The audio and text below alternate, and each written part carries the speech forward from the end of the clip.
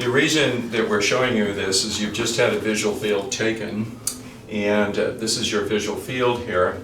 And the reason that we had you take the visual field is you've either been in an automobile accident, you've been hit in the head, you've either had head trauma, or you've had a whiplash. A whiplash, head trauma, that type of thing causes damage to the vision system. Today what we're looking at is the damage it causes to your visual field. As you can see from this picture here, you can look at the blind spots over here. They are enlarged over here. This shows reasonable peripheral vision except over here where it's indented. Depending on each person that sees this, yours could be a varying amount from very small ones to very large visual fields. But all of them are hurt. Well, why in the world does this happen? Well, the eye, we'll draw a picture of the eye. And there's the Jolly Green Giant's eye, and there's the nerve coming to the eye. Well, it's got to go through a bone in your head right through here in the back of the eye. There's a bony place that holds it. And if you can see how small that particular nerve is in relationship to the eye, if there were not 6 very strong muscles holding that eye in place, the eye would just pop right out. But luckily these muscles hold it in. But it pulls on this, on the nerve, and then we think it breaks little teeny blood vessels right inside here. And then when those blood vessels break, it causes swelling inside the eye.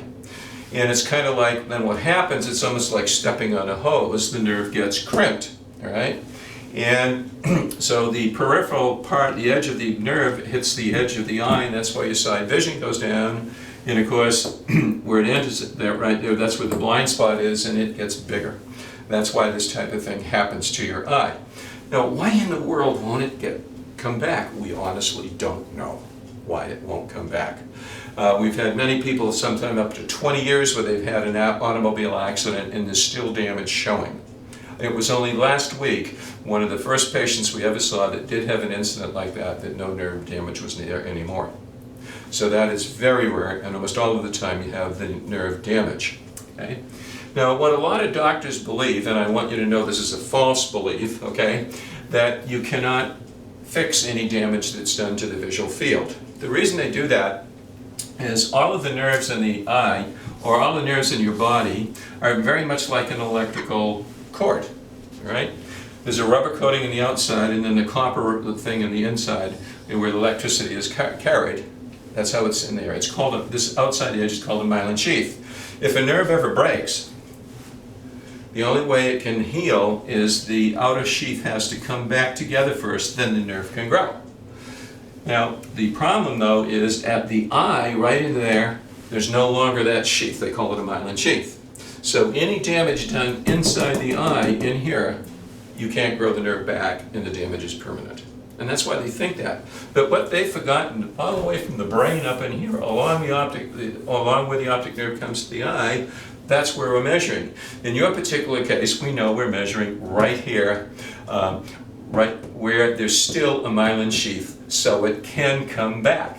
Okay? So therefore, this is treated. Number one, why would you treat it?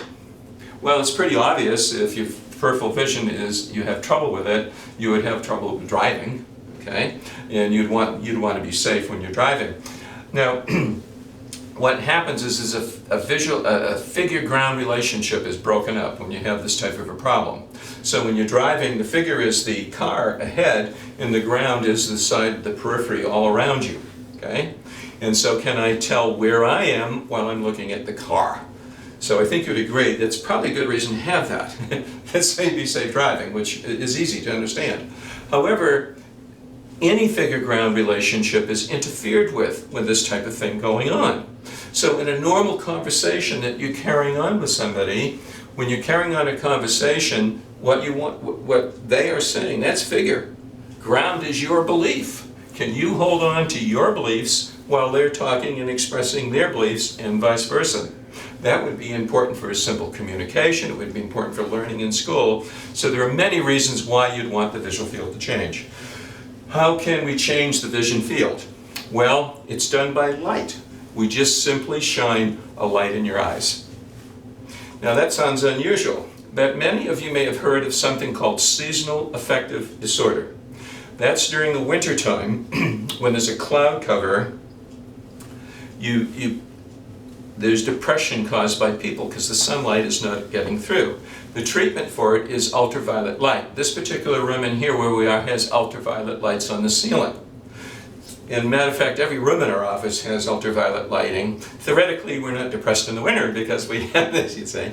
But anyway, can you imagine then if simple ultraviolet light, just shining, can change an emotional defect of seasonal defective disorder? Imagine shining a very specific colored light directly into your eye, what that can do. So hopefully we've explained to you what's going on here. If you needed additional questions asked, you'll find me in the office in a personal note, and I can explain personal things for you. And this is treatable, and so we want to set up a consult where we can talk about how to treat it.